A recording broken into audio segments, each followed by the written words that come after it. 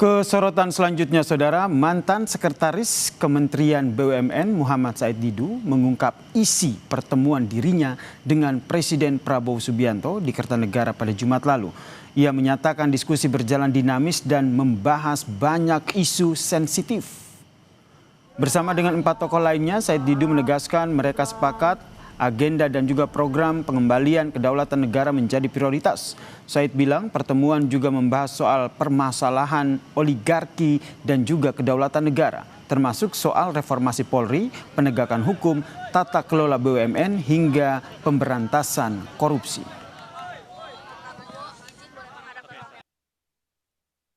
Sehingga saya menyatakan Bapak Presiden, kami ini dari dulu tidak oposisi terhadap terhadap orang atau apa, tapi kami oposisi terhadap siapapun yang ingin menghancurkan bangsa.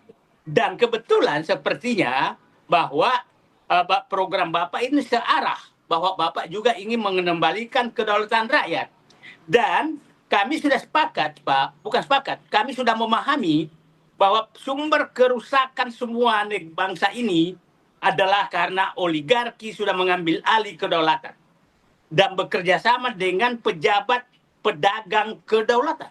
Saya menyatakan, Pak, musuh Bapak akan bertambah, tapi kami bersedia bersama Bapak berjuang untuk mengembalikan kedaulatan.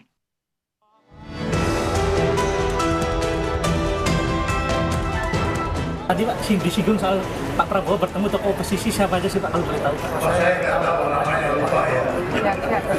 Itu di Tokoh nasional itu sudah menyatakan bahwa tidak ada oposisi. Ini kan masalah komunikasi. Komunikasi itu sudah terjalin. Yang saya tahu bahwa tokoh itu mengatakan bahwa sekarang waktunya kedaulatan rakyat kembali.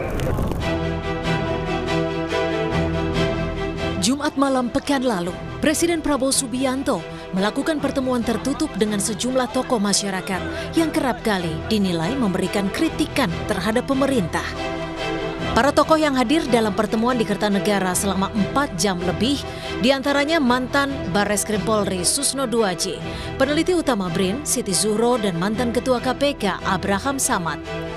Dalam pertemuan tertutup tersebut, mantan Ketua KPK periode 2011 hingga 2015 Abraham Samad mengungkapkan Presiden Prabowo mempersilahkan setiap pihak yang hadir untuk menyampaikan kritikannya. Samad bilang pada kesempatan itu dirinya memberikan masukan soal memperbaiki indeks korupsi Indonesia yang dinilai masih sangat tinggi. Samad juga menyampaikan, meski sudah berbincang dengan Presiden secara langsung, dirinya akan tetap kritis terhadap pemerintahan. Menurutnya, forum serupa akan kembali dilakukan Presiden di Hambalang dengan mengundang elemen masyarakat yang lebih luas lagi. Presiden Prabowo sangat happy dan dia langsung menyampaikan kepada kita bahwa dia tidak anti kritik. Jadi silahkan kritik di forum itu, makanya kenapa sampai lama? Karena kan masing-masing peserta itu menggunakan waktunya cukup lama, termasuk saya ya. Karena saya menyarankan bahwa kalau kita ingin meningkatkan indeks persepsi korupsi kita, maka ada 5 hal yang harus diperhatikan sesuai dengan amanah dari UNCIC, United Nations Convention Against Corruption. Kritis kepada pemerintah, singkat saja. Tetap, karena gini ya, saya ingin sampaikan bahwa kemarin di akhir pertemuan itu Pak Prabowo menyatakan diskusinya kan belum selesai, maka akan dilanjutkan kemudian diskusi di Hambalang dengan membuka forum yang lebih lebar.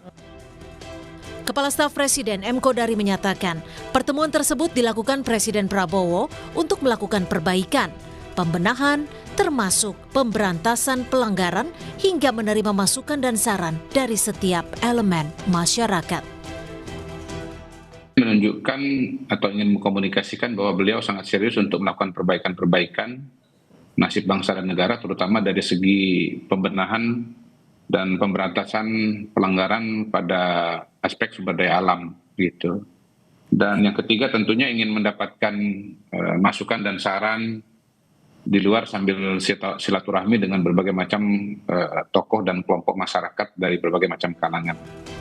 Sementara Direktur Eksekutif LSI, Zayadi Hanan menilai pertemuan tersebut dilakukan Presiden untuk mendapatkan masukan kebijakan dan ingin menunjukkan kepada publik jika Presiden terbuka dengan semua kalangan, termasuk mereka yang kerap bersuara kritis. Jadi ada nomor satu saya kira yang diinginkan oleh Presiden, saya setuju dengan Bang Kodari tadi bahwa mungkin ada soal masukan kebijakan, itu satu. Yang diperlukan, yang ingin dituju ya. Yang kedua adalah soal berkomunikasi kepada publik melalui tokoh-tokoh ini. Yang ketiga saya kira itu juga menunjukkan kepada publik bahwa secara politik Presiden itu terbuka dengan semua kalangan termasuk tokoh-tokoh yang kritis. Itu tampaknya yang ingin dicapai melalui dari sisi politik gitu. Dalam demokrasi, suara kritis masyarakat kerap dijadikan sebagai suara pengingat bagi pemerintah.